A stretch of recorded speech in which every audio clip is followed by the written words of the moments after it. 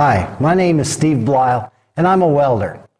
From fabrication and repair shops to backyard garages, arc welding is one of the most common and versatile methods of joining metal. This is the SMAW, or shielded metal arc welding process. Electric current from a welding machine produces an arc between the base metal and a consumable electrode, which is the welding rod. That arc burns the flux coating on the rod, creating gases that shield the weld area from coming in contact with oxygen in the air. The gases surrounding the arc are superheated, causing the base metal to melt, while the filler metal from the rod is being deposited into the molten puddle.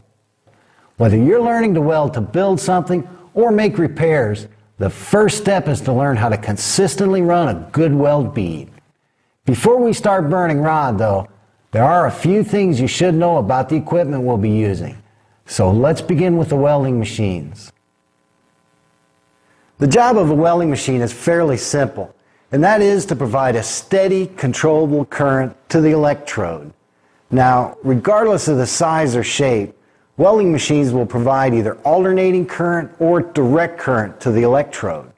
And this little machine gives you the choice of either AC or DC.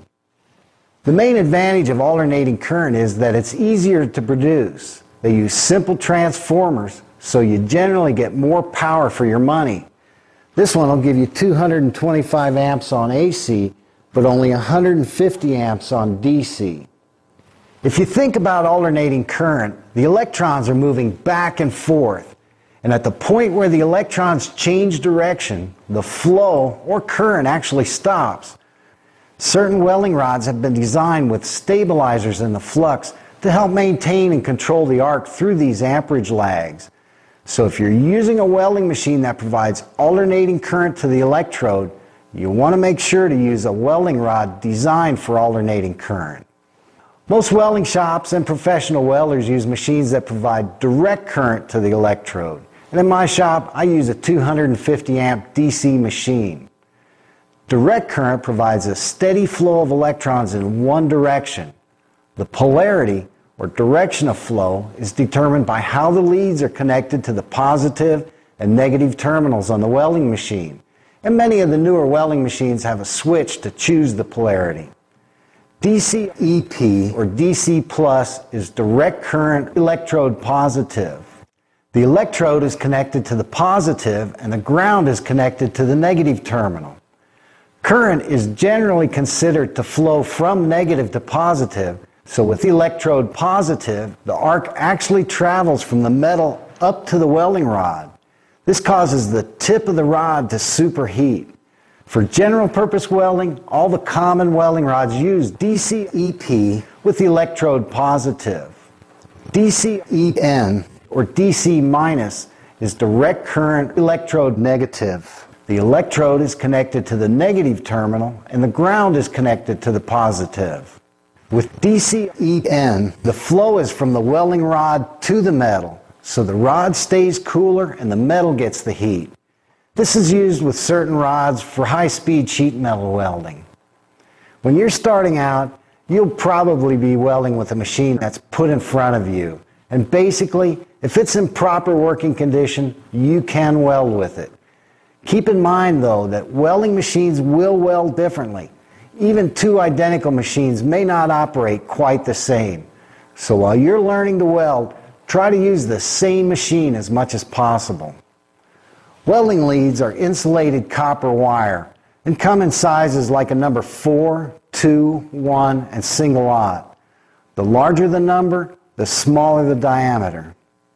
The size welding lead you need to use depends on how many amps you'll be using and how long the lead is. And welding supply stores have charts to determine the size lead you need to use. On the end of the main lead, I use a quick connect with about 15 feet of number 4 lead and the electrode holder. This is called a whip. The smaller lead is a little more flexible and easier to deal with. This is a 200 amp electrode holder. Larger ones like 250 or 300 amp are available if you're mainly using big rods with high amperage settings. But for general use, the 200 amp is more comfortable. And I usually call this the stinger. Another type of electrode holder is available where you stick the rod in and twist the handle. If you need the rod at a different angle, you can just bend it. You also need a ground clamp. And I use a quick connect here too, in case I need to add more lead. Now, the light from arc welding is extremely bright. You need filter lenses both to be able to see the molten weld puddle and to protect your eyes from getting burned. These are typically available from a number 8 to a number 14. The lower the number, the lighter the lens.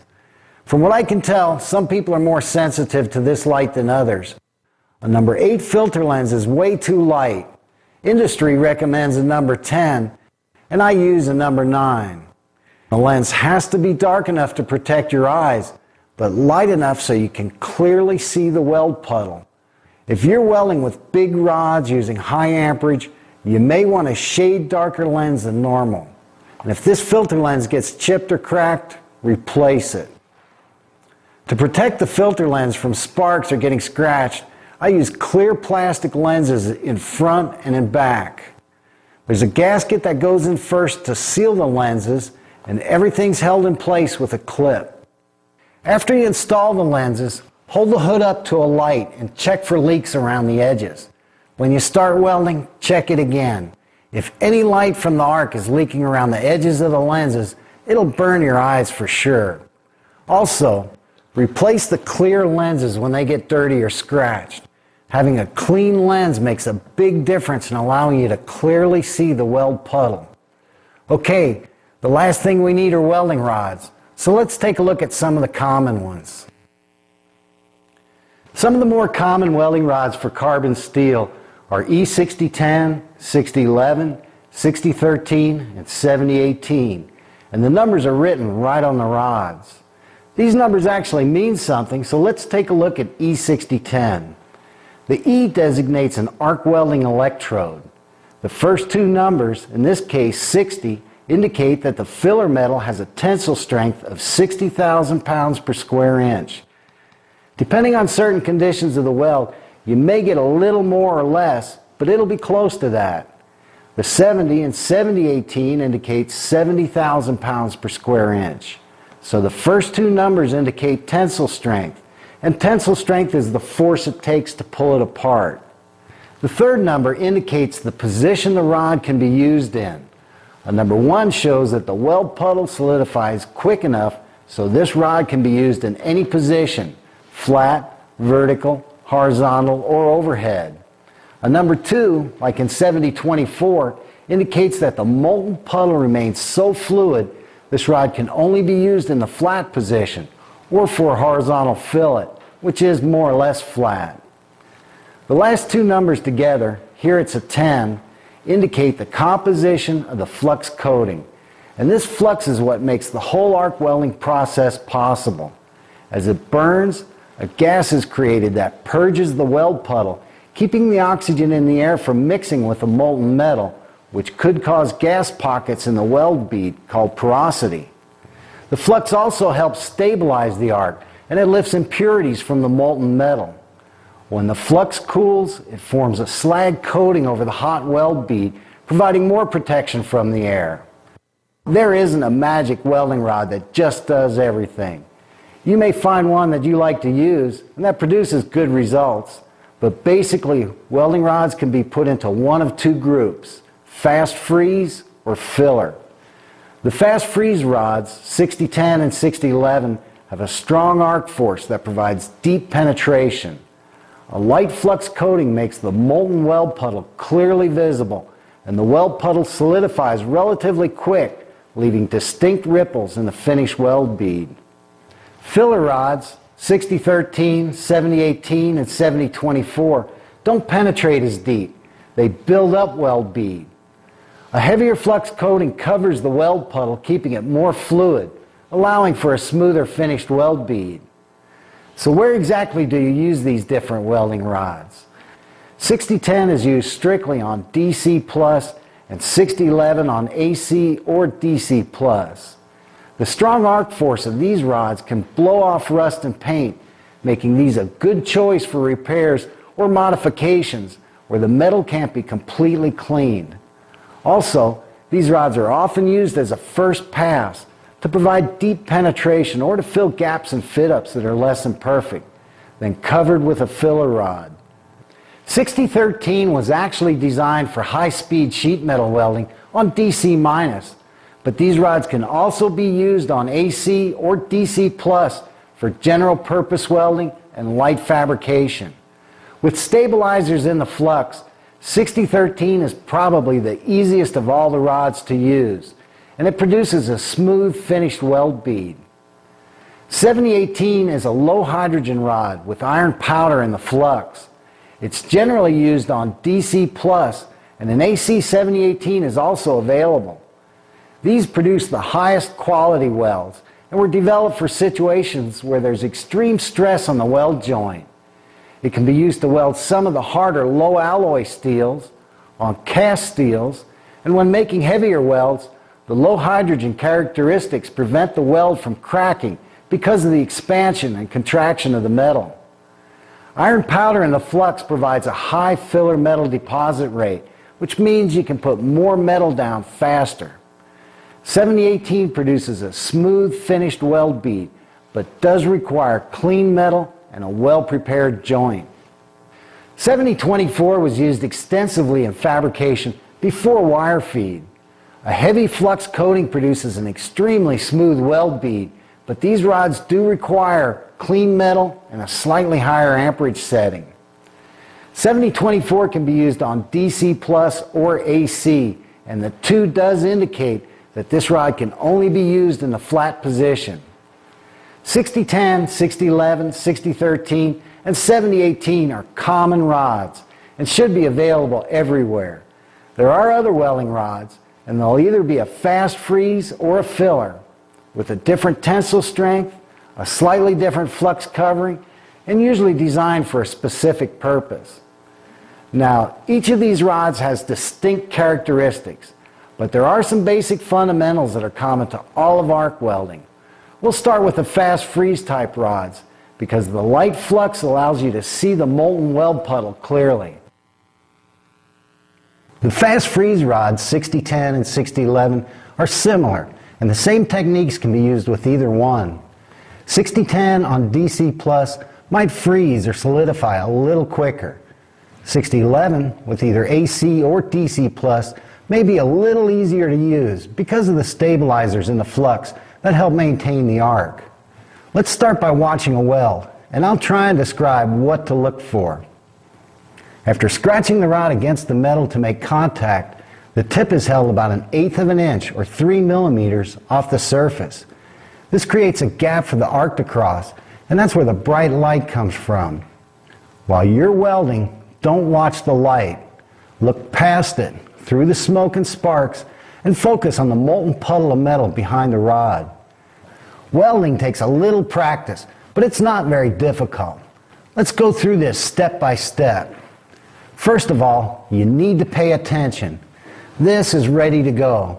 Anytime the tip of the rod touches the metal, it will arc. Okay, you want to get comfortable. Welding rods burn for about a minute, and it's a long ways out to the tip of the rod. So get comfortable and relax.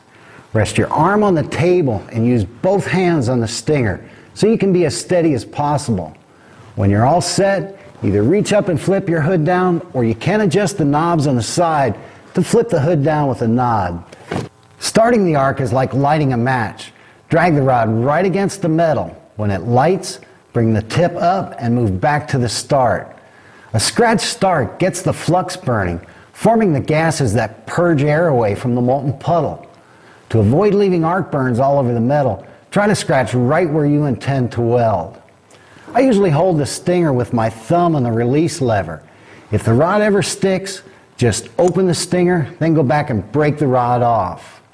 If you're relighting a rod, the flux may be broken off a little at the tip. A scratch start will burn off that tip before you start depositing metal. Once the rod is burning, you need to start the puddle, giving the molten filler metal a little extra time to fuse to the base metal. This doesn't take long, only 2 or 3 little circles. Also, as the weld progresses, the base metal will heat up, causing the molten puddle to spread out. Start the puddle wide enough to keep the weld bead a uniform width. During the weld, the tip of the rod is held up off the metal. This is called the arc gap. Having control of this arc gap is one of the first and may be the most important thing you need to learn. As you're moving along to build weld bead, the rod is being consumed, so you also have to be moving in. And the whole time you need to maintain a constant, uniform gap between the tip of the rod and the base metal. If the tip of the rod is jammed right down on the metal, the arc doesn't have time to heat up the base metal. The weld bead kind of squirts out the back, not tying in well on the sides. If the arc gap is too long, the arc itself can jump around. Penetration will vary and you lose control of how the filler metal is deposited. Maintaining a constant arc gap is the first step to controlling the molten puddle and producing a uniform weld bead with consistent penetration. The better you learn to control that arc gap, the better you'll be able to weld. When the arc crosses the gap, it melts the base metal, forming a molten puddle. That arc stream also carries the filler metal from the rod into the puddle. This is a 60-10 weld bead that I pulled out of quickly. The leading edge of the puddle was actually below the surface of the metal. The strong arc force of 60-10 and 60-11 penetrates deep into the base metal and pushes the molten puddle back, building up weld bead. While you're welding, watch the sides, right where the weld buildup meets the surface of the base metal. For building up weld bead, either a circular or zigzag motion is commonly used. With a circular motion, as you ease the puddle over, watch the edge. When you bring it across, watch the weld build up, then the other side, and just ease the puddle around and around. A side-to-side or zigzag will produce nearly the same weld bead. Watch the outside edge, the weld build up, and the outside edge every time you cross. Something you want to keep in mind is that molten metal will follow the heat. Whenever you move the puddle across, while you are adding filler metal from the rod, molten metal is also following from the side. If enough metal isn't put back there when you come around again, you'll leave undercut. Undercut is a void or groove along the edge of the weld bead that's below the surface of the base metal. You can avoid this by always watching the outside edges to make sure the puddle is filling in and tying in at the surface. There's an arc force at the end of this rod that we can use to help manipulate the weld puddle by angling the rod. Think of it more like pushing the puddle instead of dragging it. Generally speaking, the straighter up and down you hold the rod, the less weld buildup. As you angle the rod, the more the weld bead will stack up. When the rod is held straight up and down, all the heat is concentrated right under the rod, and the arc force drives the puddle down. This results in deep penetration and spreads the puddle out for a flatter weld bead.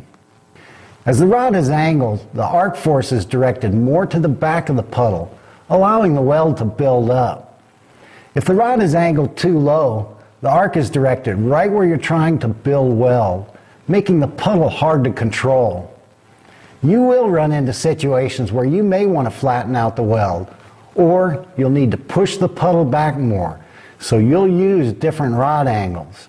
When you're starting out, an angle somewhere between 45 degrees and straight up and down is comfortable, allows a good view of the puddle, and works well for building weld bead.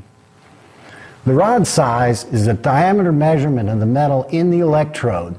Common sizes are 332, 1/8, and 532. Most welding rod size charts, where they give the metal thickness to the rod size and amperage setting, are generally from the point of view of maximum weld in minimum amount of time, often not taking into account the welder's ability or different welding situations. You can always use a smaller diameter rod for better control. It just takes a little longer to build up weld bead. This is a 1/8 E6010 electrode, and this is the most common size used. The manufacturer's recommended amperage setting is from 75 to 130 amps. They're saying this rod will work over a 55 amp range. The specific amperage setting is considered a variable and depends on metal thickness, position of the weld, and the welder's ability. The whole purpose in arc welding is to get the base metals hot enough to melt, forming a molten puddle. If the amperage is set too low, the base metal doesn't get hot enough, and the puddle looks like it's following the rod around. If the amperage is set too high, the base metal gets too hot. The stronger arc force gouges deep into the base metal and pushes the puddle back. When the amperage is set about right, the puddle will spread out and the outside edges tie in immediately. You can ease the puddle around, kind of pushing it with the movement of the rod. Depending on each welding situation, the amperage setting can change. Thicker metal dissipates the heat, so you need a little more amperage. Thinner metal will get hot fast, so you can use a little lower amperage. The final amperage setting is determined by what the molten puddle is doing. You do need a place to start, so try about the middle of the manufacturer's recommended range, and don't be afraid to go up or down a little bit. Welding really is about the temperature of the base metal, so we can't talk about the amperage setting without looking at the speed of progression, or travel speed.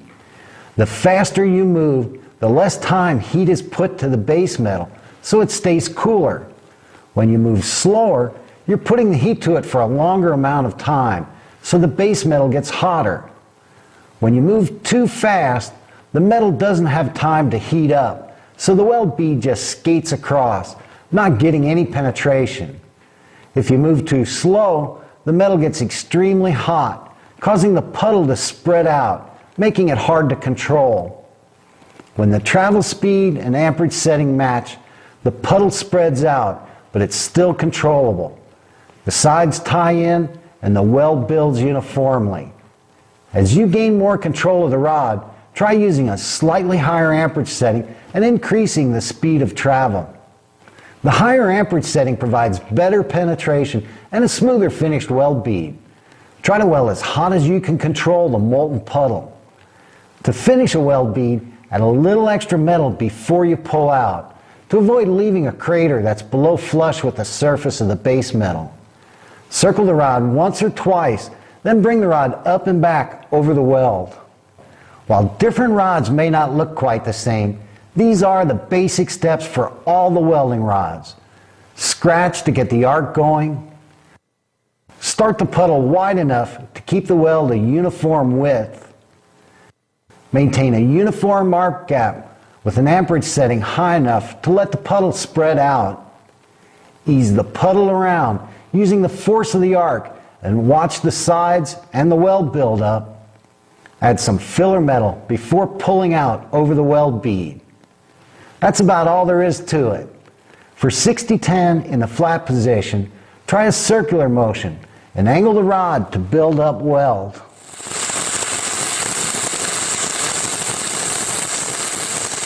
Watch the molten puddle, not the light. Keep the circles tight for a smoother weld bead. A zigzag motion will produce about the same weld.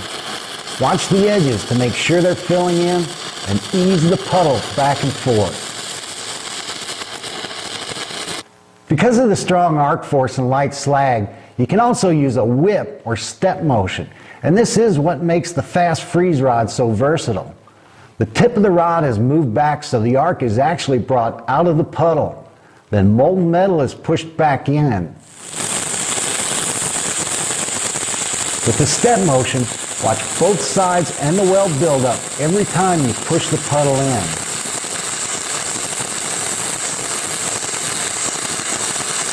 This kind of rod movement can be used for deep penetration by digging down on the backstroke, then filling the gouge in. On thinner metals, where you don't need a lot of penetration, you can puddle, then long arc to let the weld bead cool, and puddle again. The thinner the metal, the faster this goes. The step motion can also be used to fill gaps in poorly fit joints. Keep the rod deep in the gap and bring it back, allowing the metal to cool. Then push a little more metal in to fill the gap and let it cool again. The step motion may not always look real slick, but it's usually covered with another pass. So far, we've been welding in the flat position. For a vertical with 60-10, you can run either uphill or downhill. Downhill is easier, but there's less penetration and weld buildup. Because heat rises, you're welding away from the heated metal, so you can use a slightly higher amperage setting. Watch the sides and the weld buildup. Try a circular, zigzag, or step motion and angle the rod up a little so the force of the arc helps hold the puddle up. With a circular motion, keep a steady arc gap and ease the puddle around. Move fast enough to stay ahead of the molten puddle.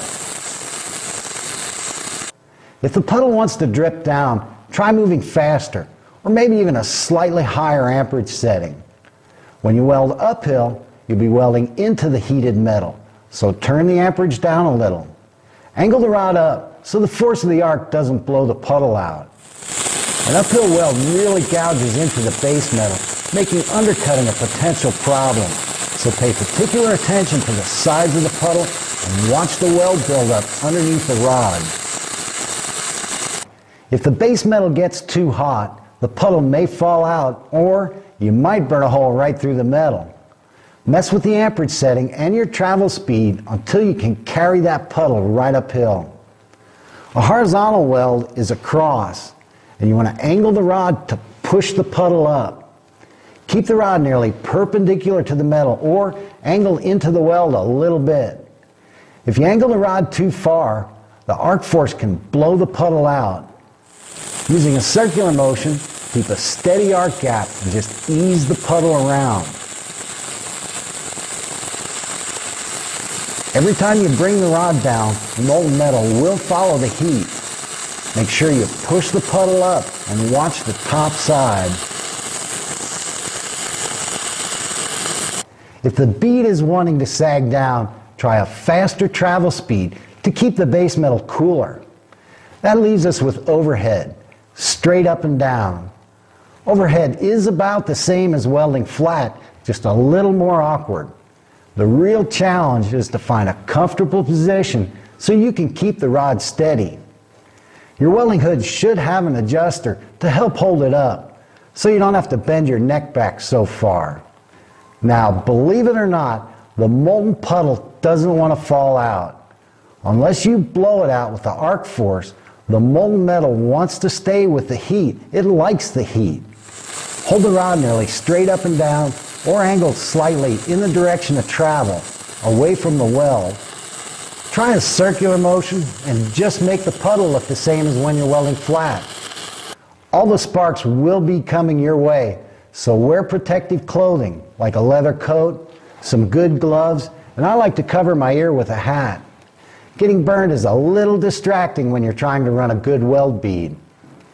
60-10 and 60-11 won't give you a smooth finished weld bead, but they do provide deep penetration in weld joints and when making repairs. 60-13 welding rods were developed for welding sheet metal on DC-. The rod is held perpendicular to the metal with a tight arc, and the travel speed is as fast as you can go without having the weld bead skip. Today, 60-13 is more often used for general purpose welding with AC or DC+, and it is a good rod for the small, low amperage welding machines. One of the first things you'll notice about 60-13 is that there's a heavier slag coating on the weld bead. The slag even covers the top edge of the weld puddle. This keeps the puddle more fluid, helping to produce a smoother, finished weld bead. Typically, 60-13 is available in 332, 1/8, and 532. 1/8 is the most common size used, and try starting with an amperage setting around 130 amps on AC or 115 amps on DC. Because of the slag covering, the differences in the appearance of the weld are a little more subtle, but when the amperage is set too low for the situation, the puddle will follow the rod around, taking longer to tie in on the sides. The heavier slag may even interfere with the arc.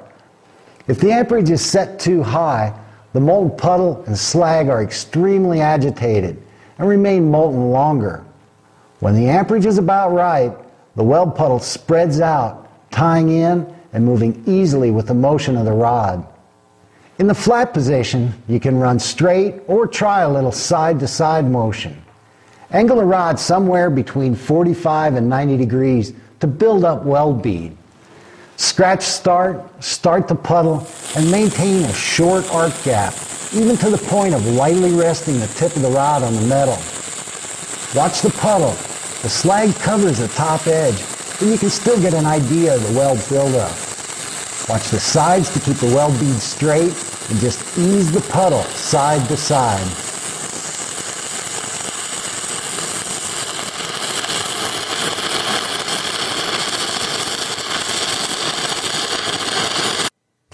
On vertical welds, 6013 was designed for a downhill application. You'll be welding away from the heat, so try turning the amperage up 5 to 10 amps. Angle the rod up so the force of the arc helps hold the puddle up. Maintain a short arc gap and try a slight side-to-side movement. Watch the outside edges to keep the weld bead straight and travel fast enough to stay ahead of the molten puddle. If you can't stay ahead of the molten puddle coming down, try moving a little faster or raising the amperage setting. For more weld buildup on heavier metal, 6013 can be run uphill. Start by turning the amperage down 5 to 10 amps. Try using a side-to-side motion, moving up fast enough to keep the puddle from dripping down. Make sure the sides are filling in to avoid leaving undercut. To make a horizontal weld, angle the rod up to help push the puddle up. Keep the rod nearly perpendicular to the metal or angled back into the weld just a little. Maintain a short arc gap and constant travel speed to produce a smooth weld bead. The molten slag will run down, covering the bottom, but watch the top side of the puddle. Move fast enough to avoid excessive weld buildup.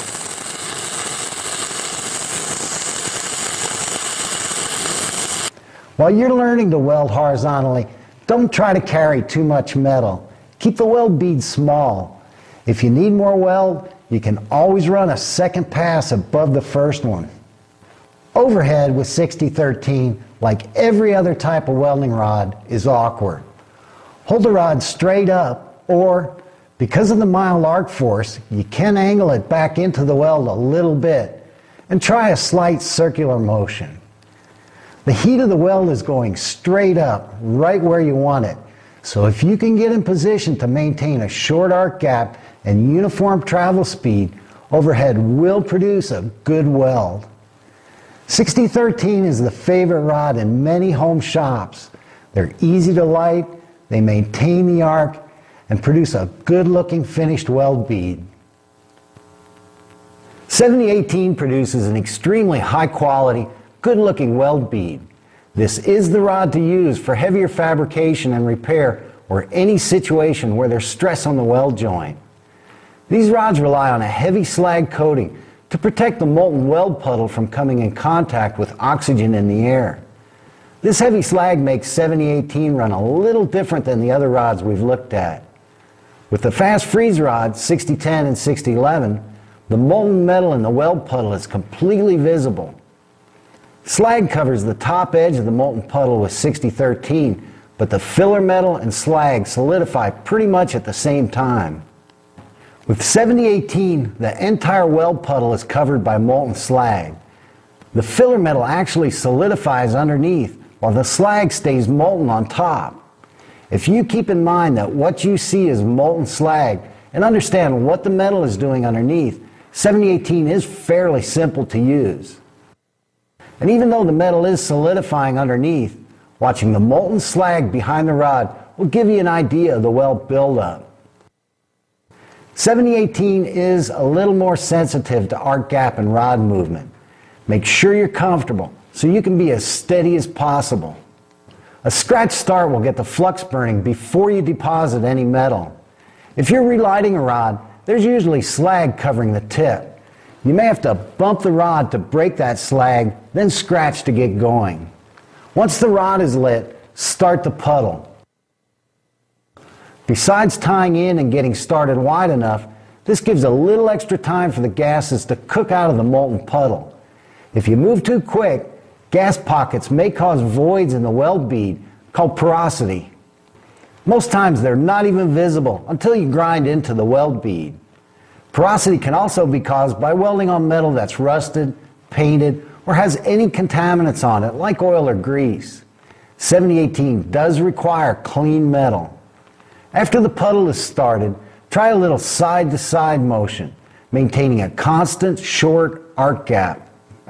In some situations, you can even lightly rest the rod on the metal. With a mild arc force and slag covering the puddle, you do want to avoid letting the rod burn up or pulling the rod away from the metal. You don't want to let that slag cool, so keep the arc in the puddle. The typical rod sizes are 332, 1/8, and 532. Because the flux contains iron powder, which deposits more metal in the weld puddle, 7018 requires a little higher amperage, and these settings may vary up or down depending on metal thickness, weld position, and your ability to control the movement of the rod. With molten slag covering the entire puddle, you depend more on how the puddle acts than how the puddle looks. If the amperage is set too low for the conditions, the puddle won't spread out, taking longer to tie in on the sides. The rod might stick or go out. If the amperage is set too high, the puddle is agitated and extremely fluid. Little balls of metal might dance off to the sides, causing excessive weld spatter. When the amperage is about right, the slag solidifies back from the rod. The sides tie in, and you can ease the puddle side to side. Here again, as you gain control of the arc gap, rod movement, and travel speed, you'll find that 7018 runs easier and cleaner with the amperage set a little to the hot side. The angle of the rod not only affects how the filler metal is deposited, but how the molten slag will behave. If the rod is held straight up and down, the slag can get in front of the weld puddle. If the rod is laid too far down, the flux coating won't burn evenly and the rod may stick. When the rod is angled between 45 and 90 degrees, the slag is forced back where it belongs, over the molten filler metal. Welding in the flat position is fairly simple. Remember to relax, get comfortable, and use 2 hands on the stinger. Try to maintain a short arc gap and constant travel speed. Watch the outside edges of the puddle to make sure they're fusing and staying even. Look behind the rod for an idea of the weld buildup. In the flat position, even 532 rods are fairly easy to control if your welding machine can produce enough amperage and there's plenty of metal to carry the heat. For a horizontal, we'll be welding across. If you're just starting out, try using a 332 rod. The smaller puddle is a little easier to control. Normally, I weld from left to right because I can see the puddle better. For 7018 in a horizontal, I move from right to left. You can weld in either direction, whichever is more comfortable. Angle the rod up and back into the weld a little. The puddle is fluid, so keep moving to avoid excessive weld buildup. Molten slag will cover the bottom, but watch the top side to keep the bead straight and avoid undercut. If the weld bead wants to sag, try increasing the travel speed. You want to go slow enough to let the molten metal fuse, but fast enough to keep the base metal from overheating, which causes the puddle to get more fluid and sag. Vertical welds with 7018 are made uphill. Start at the top and scratch down to where you want to start the puddle. You can run straight up or use a side-to-side movement. When I do this, it feels like there's a slight arc in the motion. Move across the center relatively quick. As soon as the puddle ties in on the side, cross back and keep on going. The amperage setting and travel speed go hand in hand, especially when you're going uphill. Maintain a constant short arc gap Don't let the rod burn away, and don't jam the rod into the puddle. As you gain experience, you can carry more metal, but try starting out with a 332 rod and keep moving. You don't want the base metal overheating, which is the main reason the puddle falls out. Overhead with 7018 produces an excellent weld. The heat is going right where you want it. Try about the same amperage you'd use for welding flat, and hold the rod nearly straight up and down or angled slightly into the weld. You can run straight or try a little side-to-side motion to carry more metal, and you can carry quite a bit of metal overhead. Get comfortable and be creative if you have to. When you can control the rod movement, that metal will stay up there. However, because the slag remains molten longer, the slag can drip. I usually wear a leather welding jacket for overheads. You will be right underneath the weld. 7018 takes a little more practice, but it's well worth the time to learn how to use this rod. Well, that's about it. I hope I've given you an idea of what to do and what to look for to run good weld beads. As you're welding, concentrate the whole time you're burning that rod and focus on the molten puddle. Do whatever it takes to make that puddle do what you want it to do. There isn't anything automatic about arc welding. You need to put that metal where it belongs and learn to see the weld as it's going in. When you're done, inspect every weld you make. If what you did worked, do it again. If it didn't work, try something different. A smooth, uniform weld bead will come with practice, but you do want the sides of the weld to be tied in nicely to the base metal. If the sides aren't tied in, you may be moving too fast, jamming the rod into the puddle, or running too low of an amperage setting. Moving too slow will overheat the base metal. Long arcing will produce an inconsistent weld bead with excessive spatter. Everybody welds a little different, so watch other welders if you get the chance, and develop a style and rhythm of your own. Practice with different types and sizes of rods, and remember, arc welding is about making one good weld bead at a time.